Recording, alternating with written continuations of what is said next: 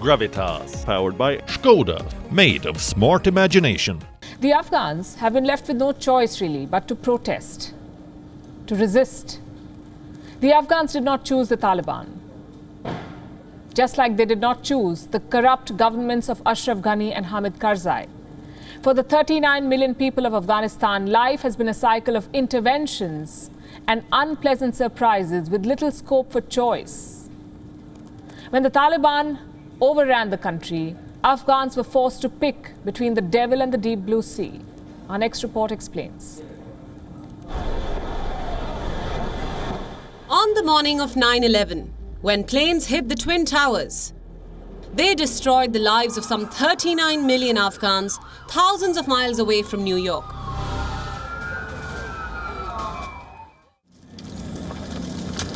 The US entered Afghanistan, enforced a flawed democracy, and began recreating the state of Afghanistan. America set in motion a cycle of interventions. In 2001, it made Hamid Karzai the interim administrator. In 2002, Karzai was confirmed as the transitional president. This after America pressured all his competitors into leaving the race. Karzai was re-elected in 2004 and again in 2009. In 2014, when Ashraf Ghani and Abdullah were competing, amid claims of massive fraud, then US Secretary of State John Kerry personally brokered a power-sharing deal. Did the Afghans have a say? They didn't. In 2014, Ghani secured a disputed re-election. America was happy. They said the flowers of democracy were blooming in harsh Afghan terror. Whom did they benefit? Just a handful of corrupt officials. Hamid Karzai's brother was sitting on a $23 million loan from the country's national bank. Did he repay it? You may want to find out. In 2014, Reuters reported about a $633 million loan scandal. In another case, Rahman Rahmani, the son of a former Afghan speaker, was given millions of dollars in contracts.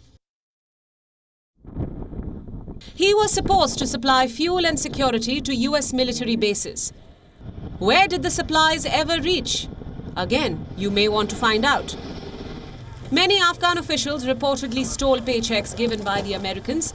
They stole arms, even food. The supplies were meant for Afghan soldiers.